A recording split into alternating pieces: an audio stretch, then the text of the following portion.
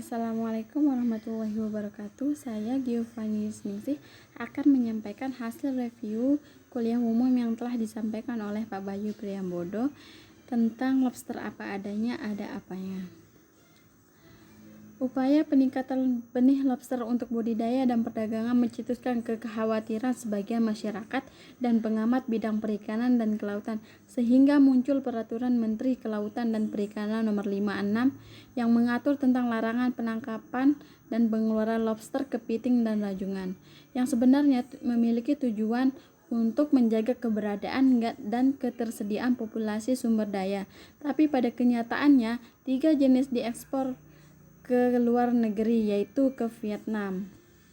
Sejak terbitnya Permen KP 56 tahun 2016 mematikan usaha budidaya lobster masyarakat, sehingga nelayan tidak mendapat nilai ekonomi dan negara pun tidak mendapat pemasukan, sementara benih tetap diambil oleh penyelundup. Dengan Peraturan Menteri Nomor 12 tahun 2020 tentang pengelolaan lobster, kepiting, dan rajungan yang diterbitkan, semua pihak mendapat keuntungan, baik itu dari nelayan ataupun negara. Beberapa berita menyampaikan informasi tentang kepunahan lobster. Kepunahan itu terjadi jika para nelayan menangkap lobster yang sedang bertelur. Nah, ini adalah lobster yang sedang bertelur. Nah, kemudian telurnya ini dikeruk dan tidak dimanfaatkan. Berita tentang kepunahan lobster hanyalah hoaks belakang karena belum terdaftar pada data IUCN.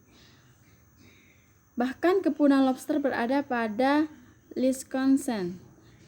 Maksudnya adalah resiko rendah untuk punah. Banyak lobster dewasa di suatu wilayah tidak membuat otomatis benih lobsternya juga melimpah.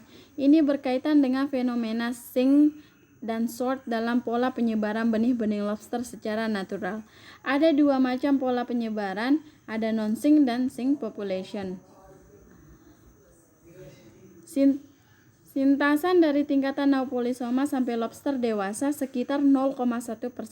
Hal ini berarti tingkat kematian dari Naupolisoma sampai lobster dewasa mencapai 99,9%. Dari sini dilihat, hanya 1 dari 1000 Naupolisoma yang dapat bertahan hidup sampai menjadi lobster dewasa. Fenomena sink memungkinkan benih lobster terdeposit dalam jumlah sangat melimpah di suatu area tertentu. Tidak adanya korelasi kuat antara jumlah dewasa dan BBL. Selanjutnya, tingkat sintasa 0,01%, 1 ekor survive rate dari 10.000 ekor. Fenomena sink sangat dipengaruhi oleh pola arus regional dan kondisi geografis alam regional. Sink population jika tidak dimanfaatkan maka akan mati. Contoh lokasi dari sink population benih lobster di bagian Lombok ini adalah di bagian selatan Lombok. Lobster memiliki daur hidup yang kompleks. Telur yang telah dibuahi menetas menjadi larva dengan beberapa macam tingkatan atau stadium. Larva filosoma terdiri atas 11 tingkatan. Perkembangan dari tingkatan filosoma yang satu ke tingkat berikutnya terjadi secara bertahap, ditandai dengan penambahan umbai-umbai dan bulu-bulu atau stay pada larva. Selain itu juga ditandai dengan perubahan bentuk selubung kepala atau cephalic sheath. Bisa dilihat pada gambar 8 sampai 11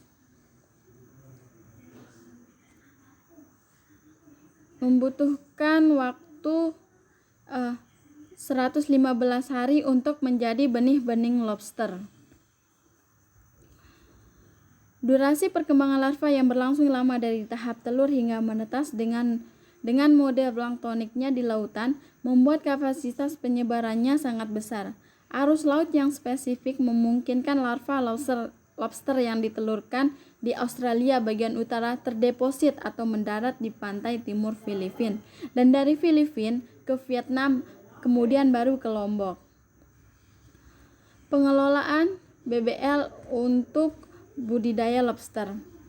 Jika 10.000 benih lobster mendekat ke pantai di area sink population, terdapat 2 opsi yang akan terjadi. Opsi yang pertama adalah jika nelayan dilarang menangkap BBL, maka 99,9% akan mengalami kematian alami. Dan terdapat satu individu yang menjadi lobster dewasa. Opsi yang kedua adalah apabila nelayan diizinkan untuk menangkap BBL, kemudian benih-benih lobster dibudidayakan dengan survival rate 70%, maka terdapat 7.000 individu lobster yang menjadi dewasa. Adapun faktor penentu peluang sukses investasi dan bisnis budidaya lobster. Yang pertama adalah iptek yang berujung pada peningkatan keterampilan. Yang kedua adalah efisiensi produksi. Selama produksi tidak efisiensi, maka akan kalah bisnis dengan negara tetangga. Yang ketiga adalah pasar, dan yang terakhir adalah dinamika politik, ekonomi, dan kebijakan pemerintah. Adapun peluang dan tantangannya bisa dilihat pada slide. Ada era transisi, kinerja usaha pembesaran rendah, masalah suplai pakan, rucah atau non-rucah dan dibuatkan, lebih memilih menangkap BCL, survival rate budidaya masih rendah, kalah efisiensi dengan produsen negara tetangga. Kelemahan tata kelola memang biasanya bukan pada kesempurnaan regulasi, tapi lebih pada pengawasan, penegakan hukum, dan konsistensi pelaksanaannya. Sebagai penutup, marilah kita bijak memanfaatkan sumber daya alam lobster yang telah diberikan oleh Allah Subhanahu wa Ta'ala ini dengan mengurangi penangkapan calon induk produktif, mengimbangi peningkatan produksi melalui budidaya dalam arti seluas-luasnya, seraya memanfaatkan sumber daya benih-benih lobster alam untuk dua keperluan kelanjutan, yaitu konservasi dan ekonomi. Sekian dari saya, wabillahi taufiq wal hidayah. Wassalamualaikum warahmatullahi wabarakatuh.